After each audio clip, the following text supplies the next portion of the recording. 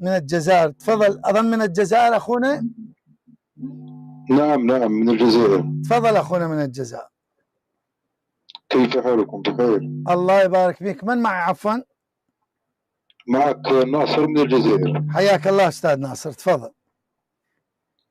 أنا سمحوا لي دخلت في وسط المناظرة.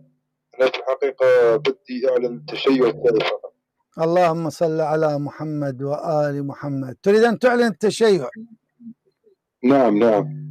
طيب، أنت تابعت القناة وما جرى في قناة الحجة الفضائية وفي هذه القناة وما جرى من أدلة؟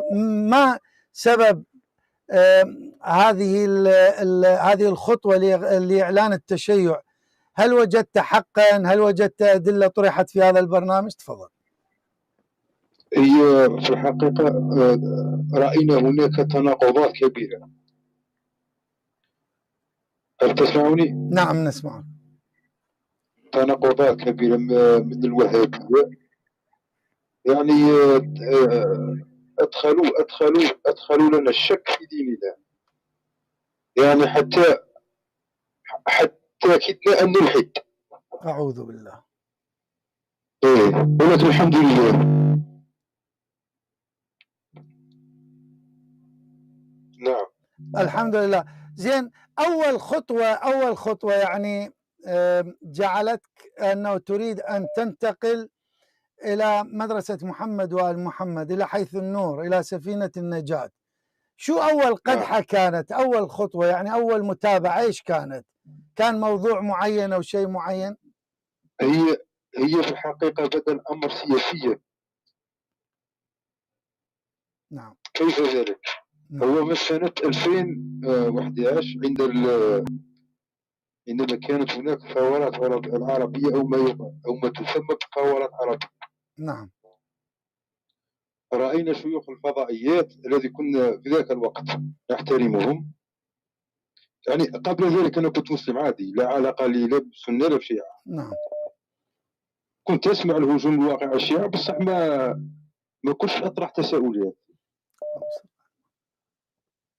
ولكن بعد الأمر اللي صار في الثورات في ذاك الوقت، رأينا الشيوخ أنها تجيز الخروج في أماكن ولا تجيز الخروج في أماكن، مستعملة أحاديث تقول أنها صحيحة هنا، ومستعملة أحاديث أخرى تقول أنها صحيحة هنا. مثلا في سوريا يقولون يجوز الخروج، في السعودية لا يجوز، في ليبيا يجوز الخروج، في البحرين لا يجوز. سمعتني؟ نعم. ويستعملون ولو ضرب ظهرك. الله أكبر. هنا يستعملوها، هنا يعني بدات التساؤلات خلاني كما نقولوا تركني أبحث، والحمد لله. الحمد لله. طيب، مستعد الآن أن تعلن الشهادات الثلاثة؟ نعم. طيب، قل: أشهد أن لا إله إلا الله وحده لا شريك له. أشهد أن لا إله إلا الله وحده لا شريك له. وأشهد أن محمدا عبده ورسوله. وأشهد أن محمدا عبده ورسوله. وأشهد أن عليا وأولاده المعصومين. وأشهد أن عليا وأولاده المعصومين بالحق حجج الله. بالحق حجج الله. اللهم إني واليتهم. اللهم إني واليتهم. وأبرأ من أعدائهم. وأبرأ من أعدائهم. ببركة الصلاة على محمد وآل محمد. ببركة الصلاة على محمد وآل محمد. اللهم صل على محمد وآل. صلوا أبو باقر، صلوا إخواني على محمد وآل محمد. اللهم على محمد وآل محمد. اللهم ربي يوفقك، اللهم ينزل البرد دائما في قلبك ويقذف النور في قلبك. اللهم أسأل الله العلي العظيم أن يجعل من لسانك دائما يلهج بذكر الله تبارك وتعالى بفضائل محمد وآل محمد. أسأل الله العلي العظيم أن يوفقكم لخدمة محمد وآل محمد. أخونا أنا سأساهم بإرسال رقم السيد ميثم حتى إن شاء الله من اليوم إن شاء الله تبدأ بالصلاة. وكذلك الأخ اللي راسلني إن شاء الله سنرسل لك كيفية الصلاة كما كان يصلي محمد وآل محمد الطيبين الطاهرين. وجزاك الله خير الجزاء. الله أكبر الله أكبر الله أكبر والحمد لله. رحم الله والديك رحم الله والديك. يا الله يا الله يا الله يا أرحم الراحمين يا الله. رحم الله والديك. جزاكم الله خير الجزاء. اللهم صل على محمد وآل محمد. هذه ببركة جهودكم أيها الأخوة والأخوات، ونسأل الله العلي العظيم أن يكتب هذا العمل قربة لوجه الكريم ويكتبه لنا يوم الورود إن شاء الله. وجزاكم الله خير الجزاء جميعا. اللهم صل على محمد وآل محمد الطيبين الطاهرين المعصومين. إخواني، أريد أن أوجه رسالة أنه الآن بالذات في الجزائر، طبعا واضحة لهجة الأخوة في الجزائر والمغرب بعد انتشار هذه القنوات، بعد هذه القنوات الطيبة.